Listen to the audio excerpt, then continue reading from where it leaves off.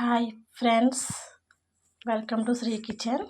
మరి ఈరోజు వచ్చి రెసిపీ వంకాయ దోసకాయ చట్నీ చేద్దాం. అదే పచ్చడి అంటారు, చట్నీ అంటారు. కావాల్సిన వంకాయ ముక్కలు, దోసకాయ ముక్కలు, అల్లం అల్లం కదండి, జీలకర్ర, ఎల్లుల్లిపాయ, పచ్చిమిర్చి. మేమైతే ముగ్గుని వేసుకుంటున్నాం చట్నీలు కాబట్టి. అది పచ్చి కూడా వేసుకోవచ్చు. కొంచెం అంటే చింతపండు, కొంచెం ఒక వేడి నీటిలో పెట్టి అలా పెట్టి అంతే అండి, మెత్తగా ఉంటుందని. సరే బాగానే పెట్టి ఆయిల్ పోసాను.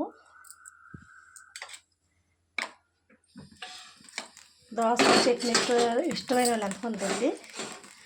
చట్నీ అన్నా కానీ టేస్ట్గా ఉంటాయి కదండి, అందరికీ ఇష్టమే కదా చట్నీ అన్నా కానీ. అందరూ ఇష్టంగా తింటారు కదా. పచ్చిమిర్చి వేసుకున్నాను నేనైతే.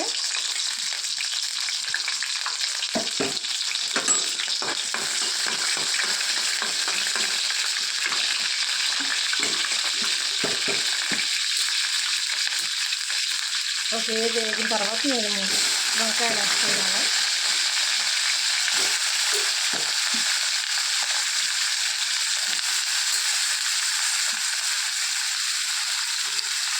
మొత్తం వంకాయ కూడా చేసుకోవచ్చండి, లేదంటే దోసకాయ వంకాయ చేసుకోవచ్చు.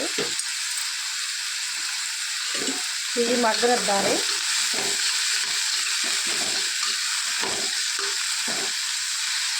నూనెలో మగ్గనిద్దారు కాసేపు. కొంచెం కల్లుప్పు వేసుకున్నారు. కొంచెం సరిపడా వేసుకోండి, మీకు ఇష్టం. సరిపడా మళ్ళీ వేసుకోవచ్చు. పసుపు కూడా వేసుకుంటున్నాను నేనైతే. తాలింపులో వేసుకుంటాను కొంచెం మంది, నేను ఇప్పుడే వేసాను. కావాలంటే అప్పుడు కూడా వేసుకోవచ్చు. మళ్ళీ కలుపుకుందాం.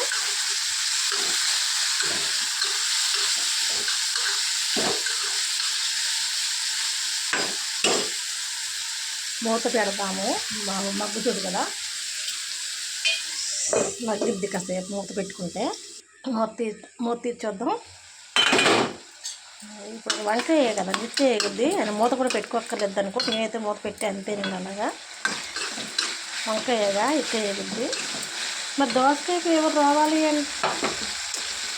అది రావాలి అనుకుంటే ఏం చేయాలి? కొన్ని దోసకాయ ముక్కలు కలపాలిగా, అందుకని కొన్ని దోసకాయలు కూడా వేయాలనుకున్నాను అన్నమాట. నేనైతే కొంచెం పచ్చిగా వేస్తారు, నేనేం కదా కొన్ని వేసి కొన్ని పచ్చి కూడా వేస్తాను. ఎందుకంటే మరి అన్నీ ముక్కలు వేసినా కానీ తింటుంటే ముక్కలాగా ఎక్కువ ముక్కలు వస్తాయి కదా, అందుకని కూడా ఒక ఏపు వేస్తాను నేనైతే. మరి నేను చేసేది ఇలా చేస్తాను.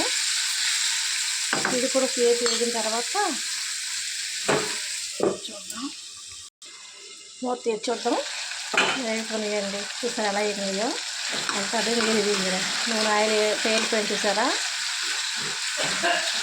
ఆయిల్ అంతా తేలింది.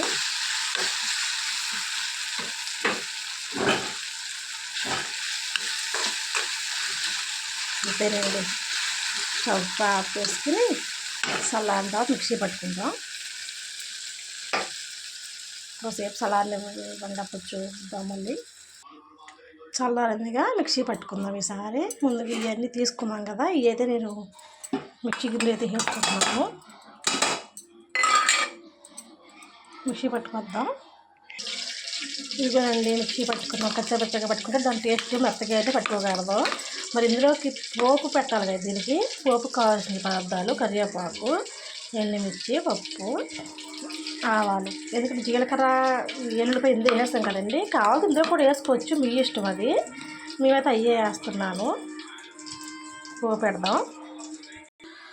పోపు అయితే ఇదిగోనండి, ఎందుకంటే ఇందులోనే ఆయిల్ ఉందని ఇందులోనే పెట్టేసానండి. పోపు అయితే ఆయిల్ ఉంది కదా, మరి వేరే పెట్టడం ఎందుకు, ఈ ఆయిల్ అన్న ఉంది కదా, మరి ఈ ఆయిల్ ఎందుకు అన్న పొయ్యాలి కదా ఇంకెందుకని.